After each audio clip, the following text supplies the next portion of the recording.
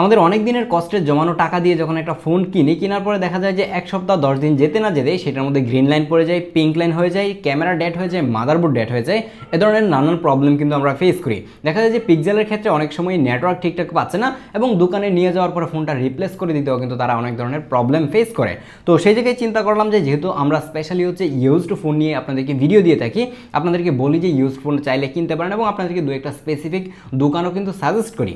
But আজকের এই ভিডিওটা একটু ভিন্ন রকমের। আজকের ভিডিওতে আমি আপনাদেরকে 20,000 থেকে শুরু করে 70,000 টাকা পর্যন্ত ইউজড মার্কেটে যে ফোনগুলো পাওয়া যায় এই সময়ে এসে আসলে কোন ফোনগুলো অ্যাভয়েড করা উচিত সেগুলোই আপনাদেরকে বলবো, এবং এই ফোনগুলো ব্যতীত অন্য কোনো ফোন যদি আপনার পছন্দ হয়ে থাকে তাহলে সেগুলো আপনি চাইলে একটু ভালো কন্ডিশন দেখে নিতে পারেন। এই সময় এসে স্মার্টফোনগুলোতে যেহেতু হেডফোন জ্যাক নাই, আমাদের কিন্তু এই ধরনের বাডসের উপরে ডিপেন্ড করতে হয়। আর আমাদের দেশে হচ্ছে অ্যাপেল ইয়ারপডস প্রো সেকেন্ড জেনারেশনের যে ক্লোনগুলো রয়েছে সেগুলো অনেক বেশি পপুলার। দেখা যায় যে এগুলো রাস্তাঘাটে মোটামুটি 500-1000 টাকায় পাওয়া যায়, কিন্তু 1 সপ্তাহ 10 দিন অথবা 1 মাস পরে সেটা নষ্ট হয়ে যায়। আমি আপনাদেরকে আমার হাতের এই TWS-টা রিকমেন্ড করতে পারি, কারণ এটা খুবই প্রিমিয়াম কোয়ালিটির। এটার ANC সাউন্ড কোয়ালিটি এবং এর ভিল কোয়ালিটি অনেক বেশি ভালো ছিল। ইভেন দেখলাম যে এটার মাইক্রোফোনটাও খুব ঠিকঠাকভাবেই কাজ করে এবং আউটডোরে গেলে ভালোভাবেই কথা বলা যাচ্ছিল।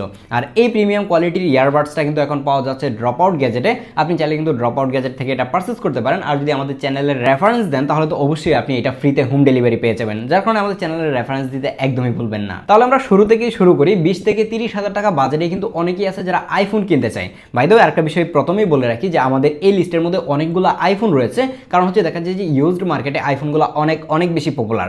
তো আপনি যদি 20 থেকে 30,000 টাকা বাজেটে আইফোন কিনতে চান, এই মুহূর্তে আপনি আইফোন XS এবং হচ্ছে আইফোন 11 এই দুইটা মডেল কিন্তু পেয়ে যাবেন, এবং আইফোন 11টা এই বাজেটে অনেক বেশি জনপ্রিয়, যার কারণে শুরুতেই আমি 11টাকে স্কিপ করতে বলবো। এর অন্যতম রিজন হচ্ছে যে আপনি কিন্তু iOS 26 এর যে লাস্ট আপডেটটা সেটাই কিন্তু আইফোন 11-এ পাবেন। পরবর্তীতে কিন্তু আর কোনো ধরনের সফটওয়্যার সাপোর্ট আপনি অ্যাপেল থেকে পাবেন না, এটা মোটামুটি কনফার্ম হয়ে থাকতে হবে।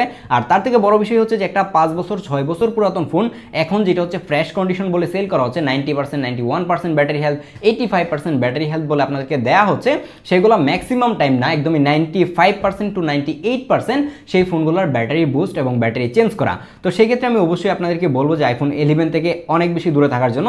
তার মানে অলরেডি বুঝে গেছেন যে আইফোন XR থেকে আপনাকে কতটুকু দূরে থাকতে হবে। দেন আমরা হচ্ছে অ্যান্ড্রয়েডের দিকে আসি। এই বাজারে হচ্ছে অ্যান্ড্রয়েড যদি আপনি কিনতে চান তাহলে অবশ্যই S21 যে ডিভাইসটা রয়েছে সেটা অনেক বেশি পপুলার, বাট সেটাও আমি কিনতে না করবো। এর অন্যতম কারণ হচ্ছে গ্রিন লাইন। এই ফোনটা কিন্তু আরো 3 বছর আগে থেকেই প্রচুর পরিমাণে গ্রিন লাইন পরে আসতেছে। তারপরে দেখা যায় যে অনেকেই রিস্ক নিয়ে কিনে ফেলে যে আল্লাহ ভরসা যে যাইটাই হোক না কেন, কিন্তু আমি আপনাকে এই আল্লাহ ভরসাটা দিতে বলবো না। আমি এটা বলতেছি না যে আল্লাহ আসলে কিছু করতে পারবে না, এমন কিছু না। আমি জাস্ট আপনাদেরকে এইটাই বলতে চাচ্ছি যে আপনি যখন এই ফোনটা জেনে বুঝে কিনতেছেন, আপনার কষ্টে জমানো টাকা দিয়ে, এরকম ফোন আপনি কেন কিনে আনবেন যেটার মধ্যে আপনি জানেন যে গ্রিন লাইন পড়ে যাবে, যার কারণে S21টা অ্যাভয়েড করাই বেটার। দেন 30 থেকে 40,000 টাকা বাজেটের 3টা পপুলার ইউজড স্মার্টফোনের মধ্যে হচ্ছে একটা S22, দেন হচ্ছে আইফোন 11 Pro এবং Pixel 7 Pro। এই 3টা ফোনই আপনাদেরকে কিনতে না করবো, যদিও কিনা Pixel 7 Pro নিয়ে মাত্র 2-1 দিন আগে আমাদের চ্যানেলে ভিডিও পাবলিশ হয়েছে এবং সেটাতে রিকমেন্ড করেছি, কিন্তু রিসেন্টলি দেখা যাচ্ছে যে অনেকগুলো ডিভাইসেই কিন্তু Pixel 7 Pro যেটা সেটা ডিসপ্লেতে গ্রিন লাইন পড়তেছে এবং ডিসপ্লেটা টোটালি গ্রিন হয়ে যাচ্ছে।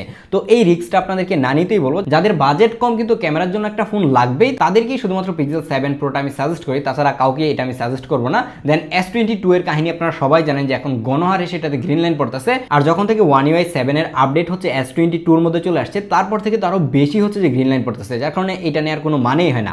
দেন যদি আইফোন নিয়ে কথা বলি, আইফোন 11 Pro মানে 3 ক্যামেরাওয়ালা ফোন যদি আপনি কিনতে চান তাহলে আইফোন 11 Pro কিন্তু সব থেকে কম দামে পাবেন, এবং এই কম দামে কিনতে গিয়ে অনেকেই ঠকে দেখা যায় যে কেনার পরে 1 মাস পরে এসে সেই ডিভাইসটাকে চেঞ্জ করতে চায়। এটার ক্যামেরা ভালো, এখন এটার পারফরমেন্স খুবই ভালো, এটা নিয়ে আমি কমপ্লেন করবো না, বাট কথা হচ্ছে যে এটাতে আপনি কিন্তু আর খুব বেশি দিন সফটওয়্যার সাপোর্ট পাবেন না।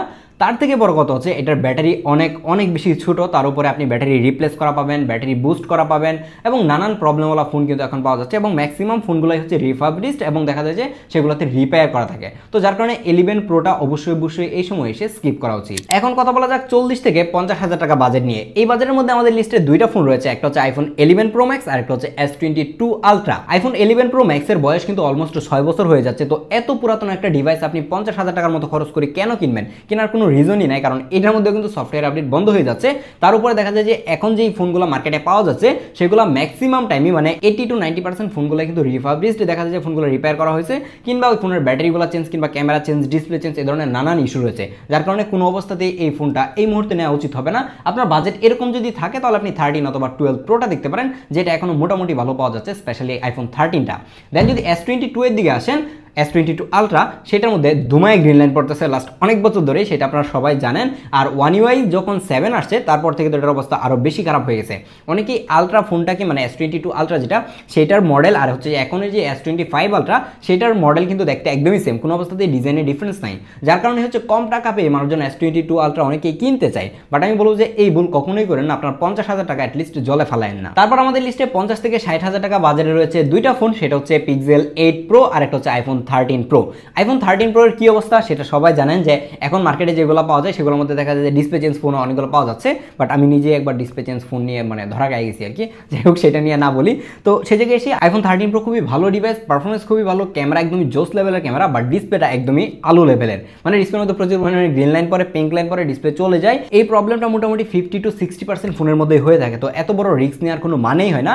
দেন Pixel 8 Proটা কেন সাজেস্ট করি না, কারণ হচ্ছে পিক্সেলের ক্যামেরা আসলে এতটাও ভালো হচ্ছে না রিসেন্টলি, মানে Pixel 7 এর পরে যে মানে 7 সিরিজ 7 Pro যেটা রয়েছে সেটার পরে এসে আসলে মানে ওই রকমভাবে ভ্যালু ফর মানি আমার কাছে মনে হয় না ক্যামেরার দিক দিয়ে। তো ক্যামেরার জন্য স্পেশালি যারা 8 Pro নিতে চাচ্ছেন তাদেরকে কোনো অবস্থাতেই আমি এটা রিকমেন্ড করি না। আপনি এই বাজেটে যদি নিতেই চান তাহলে আপনি চাইলে এই S24 যেটা রয়েছে সেটা নিতে পারেন, এটা থেকে মাস মোর বেটার আউটপুট পাবেন অ্যাটলিস্ট। 60 থেকে 70,000 টাকা এই বাজেটটাই কিন্তু আমাদের লিস্টের শেষ বাজেট, আর এটা শেষ হওয়ার কারণ হচ্ছে যে এর থেকে উপরে যে বাজেটের ফোনগুলো রয়েছে সেগুলোতে মোটামুটি এখন পর্যন্ত কোনো প্রবলেম দেখা যাচ্ছে না, যার কারণে সেগুলো নিয়ে কথা বলে সময় নষ্ট করার দরকার নাই। আর এই বাজেটে দুইটা পপুলার ফোন রয়েছে, একটা হচ্ছে 13 Pro Max আর একটা হচ্ছে S23 Ultra।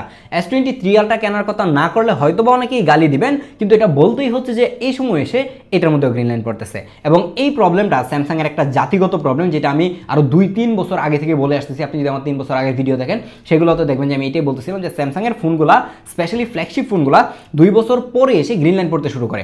1 বছর 2 বছর ঠিকঠাকই যায়, যখন 2 বছর হয়ে যায় বয়স তখনই সেটার মধ্যে গ্রিন লাইন পড়বে, এটা স্বাভাবিক। এবং S23 Ultra যেটা রয়েছে সেটার মধ্যেও এখন গণহারে গ্রিন লাইন পড়তেছে। আপনি যদি মানে ফেসবুক গ্রুপগুলোতে জয়েন হন তাহলে আপনি বুঝতে পারবেন যে মানুষ কোন লেভেলের প্যারা খাচ্ছে এটা নিয়ে। আর 13 Pro Max এর নাম শুনলেই সবাই মোটামুটি ভয়ে কাপাকাপি করে যে ডিসপ্লেটাকে হাতেই চলে যাবে কিনা, দোকান থেকে কিনে বের হওয়ার আগেই চলে যাবে কিনা, এরকম একটা অবস্থা। তো সেই জায়গায় এসে এই দুইটা ডিভাইস থেকে এখন বিরত থাকাই ভালো। আমি জানি না আসলে এই ভিডিওটা আপনাদের কতটুকু উপকারে আসবে, কিন্তু আমার কাছে মনে হয়েছে যে আমার রিভিউ থেকে এই ভিডিওটা আপনাদেরকে দেওয়া আরও বেশি জরুরি ছিল, এবং এটা আরও অনেক আগে দেওয়ার দরকার ছিল।